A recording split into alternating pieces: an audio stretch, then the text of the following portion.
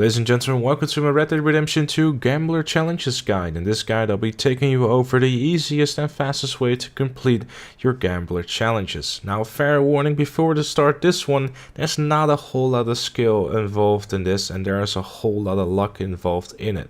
However, I do have some very quick tips that might make your life a little bit easier. First challenge requires you to win 5 hands of poker. Now this one isn't too awfully difficult, but it does require a little bit of luck and there could be some strategy involved. If you're not familiar with poker at all, I'll leave a link in the description down below to a cheat sheet so you can see what exactly everything is. Explaining it in this video will be making this video way too long. That way you know the basics and what cards to go for. Now, my general strategy with this is actually pretty simple. What you want to do is you want to go for 2 things as you're playing this game, especially if you're not very familiar with how poker works like myself.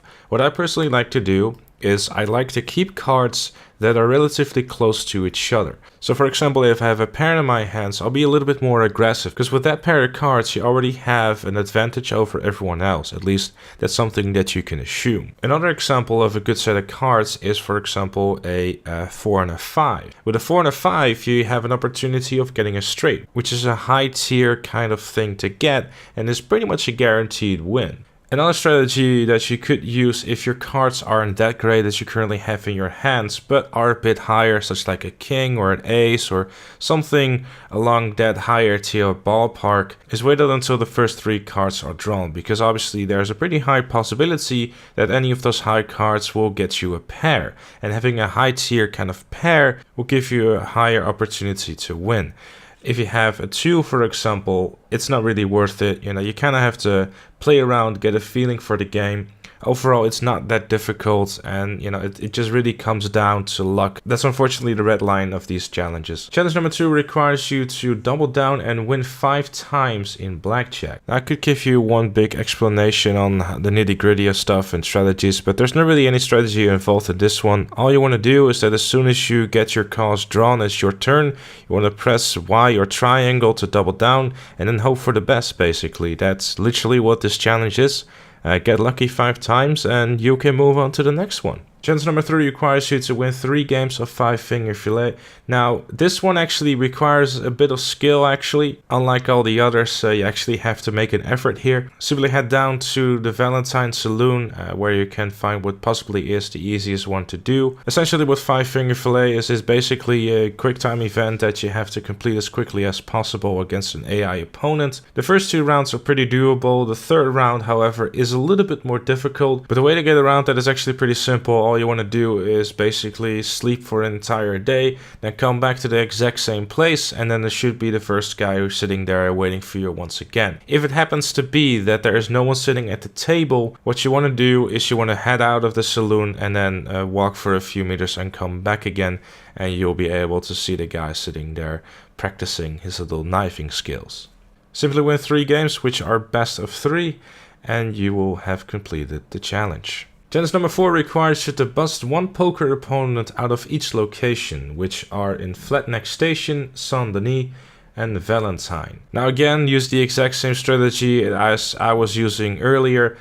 Basically what you want to kind of try and do is kind of feel how the AI is responding. Some AI bluffs, some are a bit more sneaky with it, but typically what AI does is they start to bet and raise a lot when they have good cards. So that could be a good indication of when exactly they are going to basically shatter you with a very high tier set of cards. And overall it just kind of comes down to luck, because obviously AI can decide, hey, I don't have a lot of money, I might want to fold and play it a bit more safe, which is typically what happened. It happened to me, for example. Try to keep playing it smart and eventually you will get the win. Challenge number 5 is by far the most infuriating one out of the bunch, which requires you to win 3 rounds of dominoes without drawing any tiles against 2 or fewer opponents. Now the location I picked for this one is by going to Emerald Ranch. There's always 2 gentlemen playing dominoes at the train station, and it's also the easiest variation of dominoes in the game.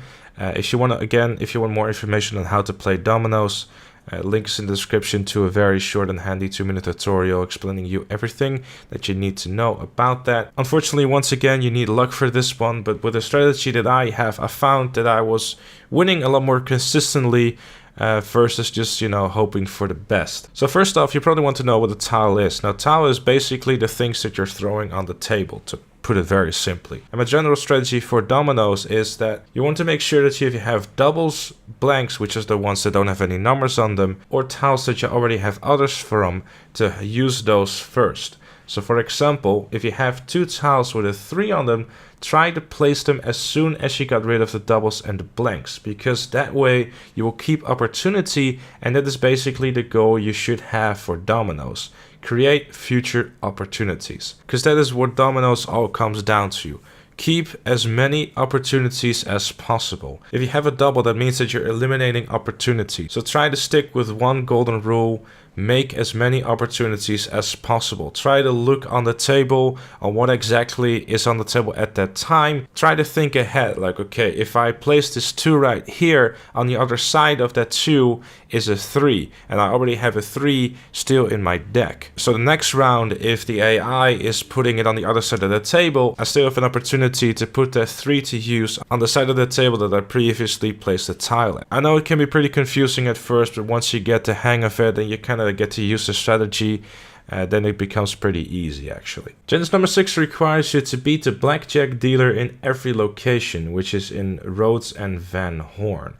But if you're in Van Horn, you would need to complete the short strangers mission first, or the blackjack won't spawn. Now, in order to beat the dealer, it's actually pretty simple. You have to get a higher amount of points than he will have. Again, it comes down to luck, but my general strategy with it is to kind of keep an eye on what you have.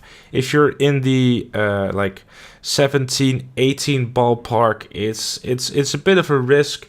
18, I would personally say don't risk it. 17, you possibly could, but in general, as soon as I have 18, I don't risk it. 17 is a possibility of doing so, but I wouldn't personally really risk it. I mean, you don't really have a lot to lose, you can always try again. You only have to beat in 1 round. As soon as you win 1 round, you can move on to the next location, so it shouldn't take you all that long. Challenge number 7 requires you to beat the 5-finger fillet player in every location, which is in Strawberry, Valentine, and Van Horn. This one is especially very easy because you always start with the easiest guy, so it shouldn't be too much of a hassle, honestly, because again, the very first one is very easy to do. Challenge number 8 requires you to win 3 hands of blackjack with 3 hits or more. Now, first of all, a hit is when the dealer gives you a card. So in plain English, this means that the dealer would have to give you 3 cards or more, and then you have to win the round. Now, this one just comes down to sheer luck. The only way to go about this one, honestly, is by keep asking for cards, and eventually you'll win the round, and you have to repeat that 3 times. There's honestly no strategy involved into this one whatsoever. You just have to get lucky. Challenge number 9 requires you to win 3 games of dominoes in a row. Now, personally, I had a lot of luck with this one, mainly because I was using my strategy as well. So I don't know if it is completely idiot proof, but unfortunately, again, this one really comes down to luck. I know, for example, my buddy Nas was having a very miserable time with this one because it all comes down to being the first one with no tiles left. As soon as you do so, your opponent's points will be added up to each other, and that's the points you will get for it. Now, another thing that is very important to note is that you have to win 3 games and not 3 rounds in a row. So that means that you have to get a total of 60 points 3 times in a row. Just use the strategy that I provided earlier in the video, and good luck, literally. Challenge number 10 requires you to win 3 hands of poker in a row. Now, I personally feel that this one is a whole lot easier than challenge number 9, mainly because it is definitely a whole lot less long than a game of dominoes.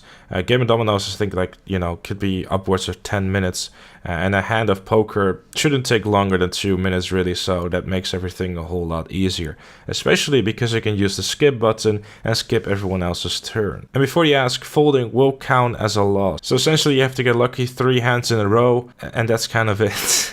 I'm not a huge fan of these luck-based challenges as much as you are, but I hope that with the strategies that I have given you, it will at least be a little bit more bearable than just solely having to rely on luck. Once you beat challenges 1, 3, 7, and 10, you can make your way to the Trapper, where a new set of reinforced gear is waiting for you to use. Congratulations, you are now the luckiest man in the Wild West. Please enjoy your wonderful rewards. And that brings us to the end of this challenge guide. Thank you all so very much for watching. If you end up finding this useful, make sure to leave it a like. Subscribe for much more challenge guides coming up very soon as well. Thank you all so very much for watching, and I'll see you all later.